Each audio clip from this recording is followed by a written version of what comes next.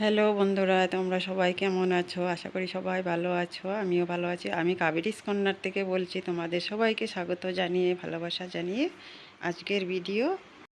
আজকের blog video আমি আজকে বানাবো টক পালং পাতার পকোড়া। আর এটা পালং পাতা টক। আর এই যে আমি টক পালং কয়েকটা নিয়ে নিছি আমাদের বাড়ির বাগান থেকে পকোড়া বানাবো। আর বানাবো মেথির শাকের পকোড়া।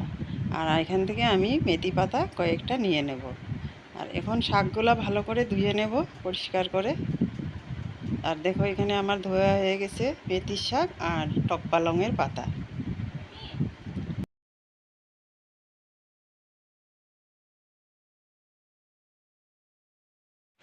পকোড়ার জন্য নিয়ে নেব আমি কিছুটা বেসন, আর নিয়ে নেব অল্প চাউলের গুঁড়ো, দিয়ে দেব একটু সামান্য একটু জিরার গুঁড়ো, আর দিয়ে দেব আন্দাজ মতো লবণ, হলুদ দিয়ে জল দিয়ে ভালো করে ব্যাটারটা বানিয়ে 10 মিনিটের জন্য ঢেকে রেখে দেব।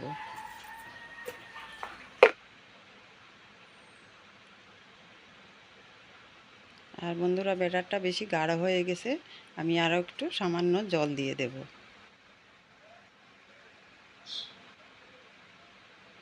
আর এবার দেখো ব্যাটারটা খুব সুন্দর রেডি হয়ে গেছে। এবার আমি ঢাকা দিয়ে 10 মিনিট রেখে দেব।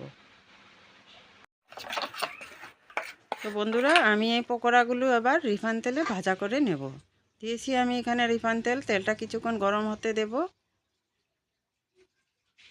আর এদিকে দেখো আমি টক পালংয়ের পাতাগুলো আগে পকোড়া বানিয়ে তুলে নেব। তারপর আমি মেথির শাকের পকোড়া বানাবো। আর এই পকোড়াগুলো ডাল ভাতের সাথেও খেতে সুন্দর হয়, বা মুড়ির সাথেও খেতে পারো, শুধু শুধু খেতে পারো। আর এই টক পালংয়ের পাতাটা টক টক লাগে, পকোড়া খেতে দারুণ টেস্টি হয়। আর মেথির শাকের পকোড়াটা অল্প তেতু তেতু লাগে, বাচ্চারা তো খেতে পারবে না। এই পালং শাকের পকোড়াটা সবাই খেতে পারবে, টক টক লাগে, দারুণ টেস্টি হয় খেতে। আর দেখো এই পকোড়াগুলো আমার বানানো হয়ে গেছে, তুলে নিচ্ছি আমি। তো বন্ধুরা, আমি এইভাবে বাকি পকোড়াগুলো ভাজা করে তুলে নিচ্ছি। তোমরা সঙ্গে থেকো, পুরো ভিডিওটা দেখো বন্ধুরা, স্কিপ না করে। আর তোমরাও এইভাবে টক পালংয়ের পকোড়া বানিয়ে খেয়ে দেখবে, খেতে কিন্তু খুব সুন্দর হয়। আর এই টক পালংয়ের গাছ প্রায়ই সবের বাড়িতেই থাকে। আর গরমের সিজনে এই টক পালংটা অনেক হয়। আর অনেকে বলে এটাকে পিরালি শাক, আমরা বলি টক পালং।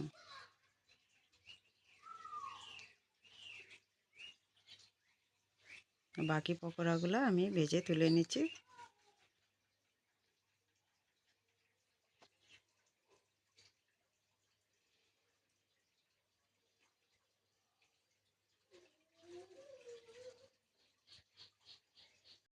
এবার আমি বানাচ্ছি এগুলা মেথি শাকের পকোড়া। দেখতে পাচ্ছ বন্ধুরা, দেখতে একদম ফুলের মতো দেখা যাচ্ছে, কত সুন্দর লাগে। দেখতে যেমন সুন্দর, খেতেও এমন সুন্দর। তো বন্ধুরা দেখো, এই পকোড়াগুলো আমার হয়ে গেছে। এইভাবে আমি বাকি সব পকোড়াগুলো তুলে তোমাদের দেখাচ্ছি।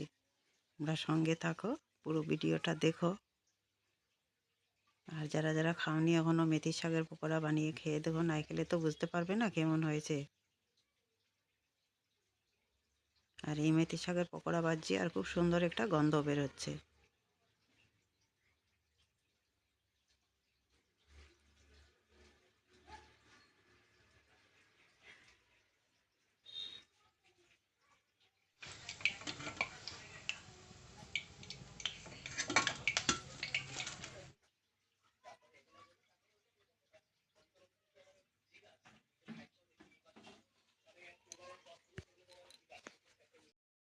তো বন্ধুরা দেখো, সব পকোড়াগুলো কমপ্লিট হয়ে গেছে, কত সুন্দর হয়েছে দেখতে। খেতেও কিন্তু খুব সুন্দর হয়েছিল। আর মেথির শাকের পকোড়া আর টক পালং শাকের পকোড়া, একটা পকোড়া মেথির শাকের পকোড়াটা অল্প তেতু তেতু লাগছে, আর টক পালংয়ের পকোড়াটা লাগছে টক টক। খেতে কিন্তু দারুণ টেস্টি হয়েছিল, একদম মচমচে। ডাল ভাতের সঙ্গে খেতে বেশি ভালো লাগে। আর তোমরা চাইলে মুড়ির সাথেও খেতে পারো। যদি আমার ভিডিওগুলো তোমাদের ভালো লাগে লাইক কমেন্ট করে শেয়ার করে দেবে বন্ধুরা। আর যদি কোনো নতুন বন্ধু হয়ে আছো বা নতুন বন্ধু হতে চাও, আমার চ্যানেলটা সাবস্ক্রাইব করে পাশে থাকা বেল আইকনটা ক্লিক করে দেবে, যাতে নতুন ভিডিও সবার আগে তোমাদের কাছে পৌঁছে যায়। আর সব বন্ধুদের আমার অনেক অনেক ভালোবাসা। আজকের জন্য এখানেই শেষ করলাম। টাটা।